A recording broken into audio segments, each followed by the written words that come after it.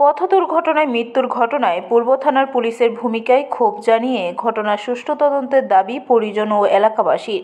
মঙ্গলবার পশ্চিম জেলার পুলিশ সুপারের কাছে স্মারকলিপি জমা দেয় তারা। 25শে জানুয়ারি রানীরবাজার বৃদ্ধিনগর এলাকার বাসিন্দা প্রদীপ শীল রাজধানীর জয়নগর দশমীঘাট এলাকায় বড় মেয়ের বাড়িতে যান ছোট মেয়ে ও স্ত্রীকে নিয়ে। নিজের স্কুটি নিয়ে তিনি সেখানে যান।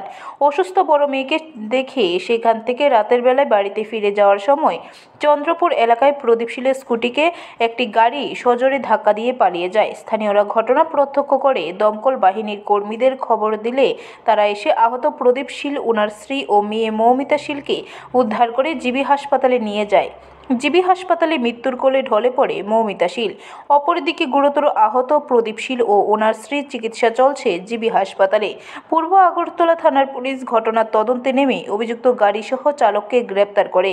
এই ঘটনার পরিপ্রেক্ষিতে মঙ্গলবার নিহত মৌমিতা শীলের ন্যায় বিচার ও অভিযুক্ত গাড়ি চালকের কঠোর শাস্তির দাবিতে সরব হল মিতার আত্মীয় পরিজন সহ এলাকাবাসী। সকলে মিলে মঙ্গলবার ডেপুটেশন প্রদান করল পশ্চিম জেলার পুলিশ সুপারের কাছে। এখন দেখার পুলিশ কী ব্যবস্থা নেয়। গত 25 তারিখ রাত্রি 11:30 নাগাদ আমার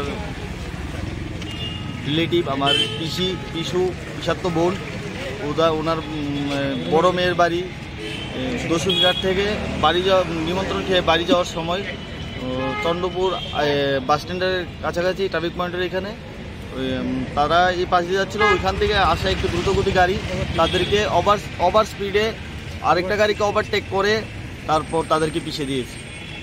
তো তারপর তো আমরা জিবিতে গেলাম, দেখলাম তো তারা ওইখানেই একজন আমার বোন, পিসাতো বোন মৌমিতা শীল স্পট ডেড।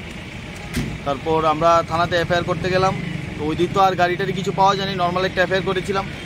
তারপর আমরা গাড়িও সিসিটিভি ফুটেজে কিছু দেখতে পেলাম না। ওই সময় পুলিশ আমাদেরকে যেই ফুটেজটা দেখিয়েছিল ওইটাতে শুধু গাড়ি একটা XUV 700 এতটুকু ক্লিয়ার বোঝা গিয়েছে। তো পুলিশে তারপর গতকালকে আপনার আসামিকে গাড়ি সহ আসামিকে ধরেছে, আমাদেরকে ফোন করেছিল। তো আমরা গেলাম, যাওয়ার পর পুলিশে আমাদেরকে বললো তোমরা দাঁড়াও। তারপর দাঁড়ালাম, তারপর আবার ডাকলো, তারপর ভিতরে গেলাম। তারপর পুলিশ আমাদেরকে বলল যে ওনাদের একজন